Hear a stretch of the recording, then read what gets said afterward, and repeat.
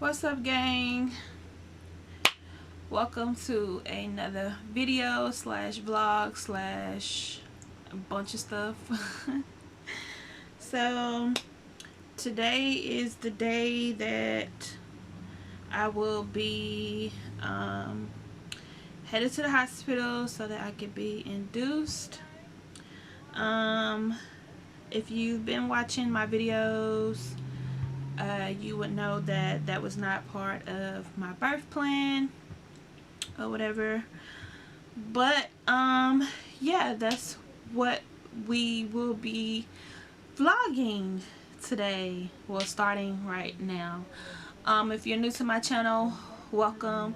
I hope you enjoy this video. It's gonna be super long, but if you want to be a part of the MG Melanie gang time to truly, make sure you subscribe, like this video, and stay tuned in, you know what I'm saying? So boom, I didn't expect this at all, y'all. I was hoping that the next time I get on this camera was to tell y'all story time, but I'm gonna have to put it together with this video in the story time so that, you know, it'll all make sense. So today is Tuesday the 18th, May 18th. Last week, Thursday the 13th, I believe. Yeah, Thursday the 13th, I went to the hospital because AJ wasn't as active, like he wasn't moving like he used to. So me, it's been my first child, never experienced that before. I went to the hospital and I was like, hey, can you check this out? I'm a bit worried.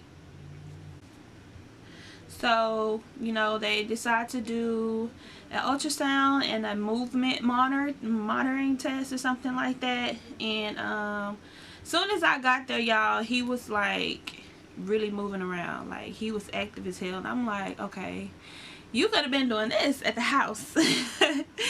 But yeah, so he passed that. Then once it got to the ultrasound, they were looking for a movement in his diaphragm area. So basically they was looking for him to be breathing on his own, but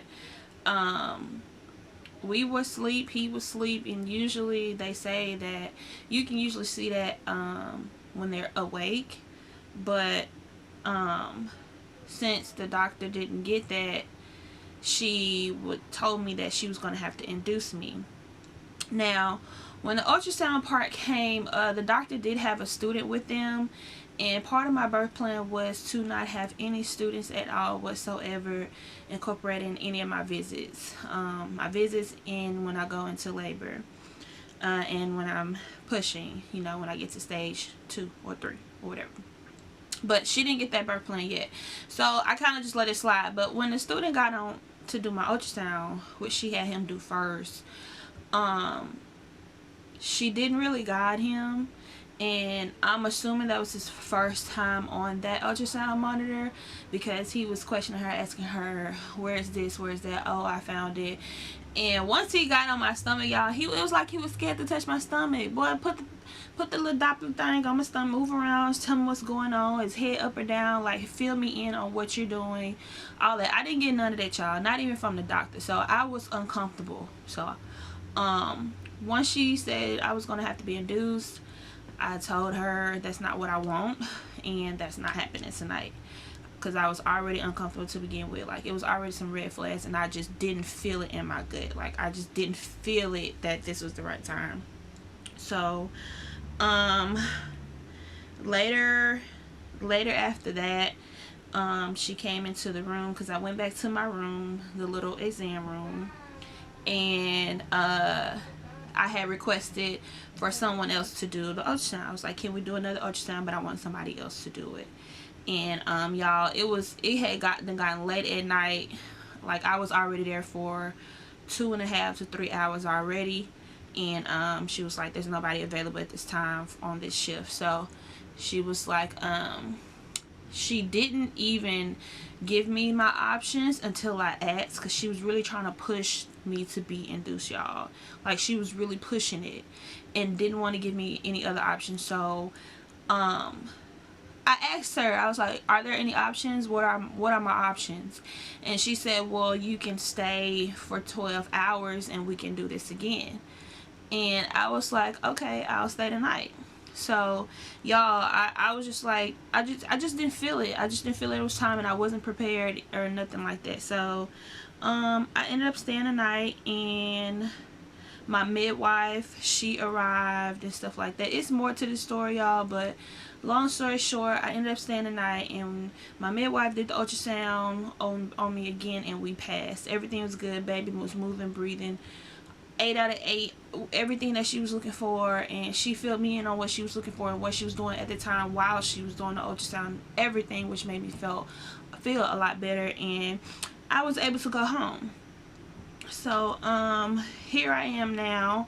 I had another routine prenatal visit earlier today, and my blood pressure has increased super high.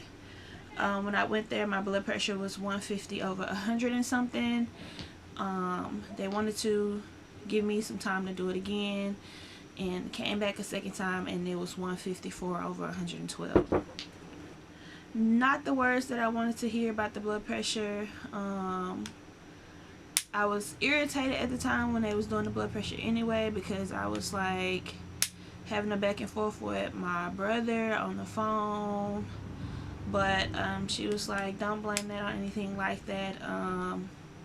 She said she expected my blood pressure to be up this high. She expected this to happen because it happens to most African American women. Once it gets close to their due date, ended up being induced and having hypertension.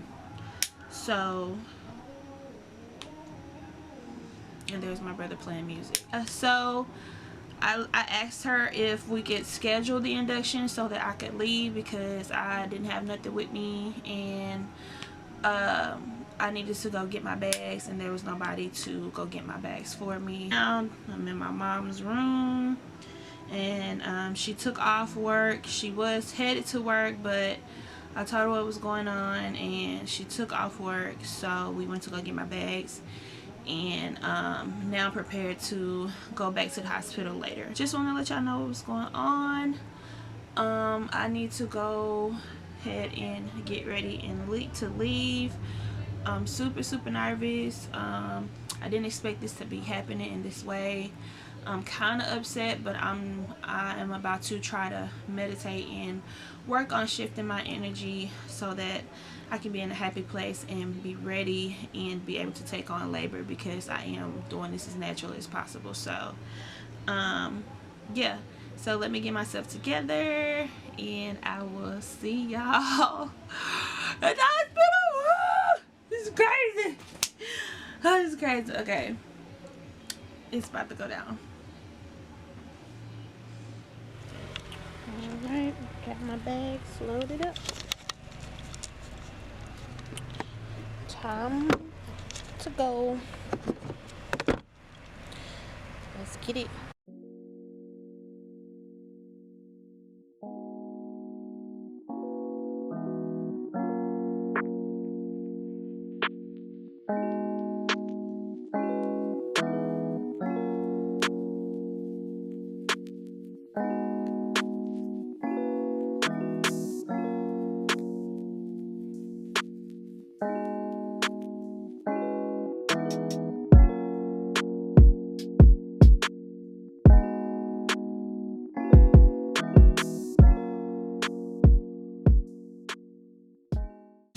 Like a big old circle, right?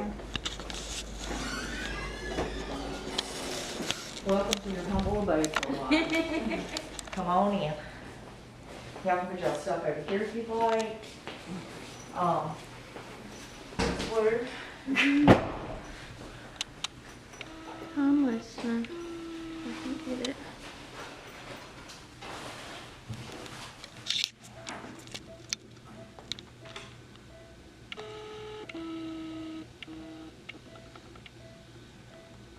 Okay, so I have this blood pressure thing on my arm. My blood pressure has dropped, which is cool. And it's kind of weird because every time I stay the night or when I'm not at my visits, my blood pressure don't be that high. But yeah, so blood pressure on my arm.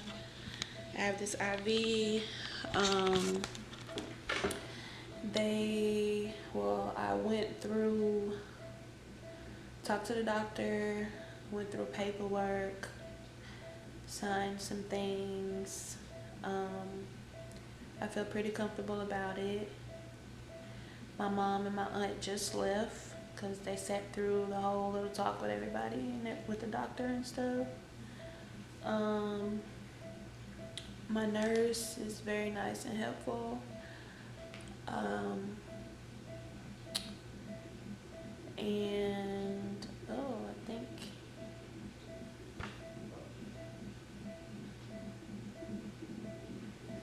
I don't know, but hold on, I can't talk right now because I'm finna go tell y'all because it's like interrupting me talking to y'all. So the type of induction that I got was the Foley tube. If I'm saying that wrong, I'm gonna just put the little caption of what I'm actually talking about right here. But it's like a balloon that they put inside of me that helps me dilate up to 4 centimeters. I was already 1 centimeter when he checked me, so 4 more centimeters would be 5, and they're gonna take it out. And I can't remember what we're doing after that, but once the time comes, your girl is gonna be taking it like an OG. And my battery is about to die, so that's what I should ask for. I might end up switching to my phone and switching back to the camera in the morning to put my other battery in, but so yeah, real quick, and y'all, my mama was freaking recording the doctor like on her phone in his face, like, lady, you don't have to do that. That's what my doula is here for. She's my security, you know what I'm saying? So you don't have to worry about that. And my blood pressure's being checked.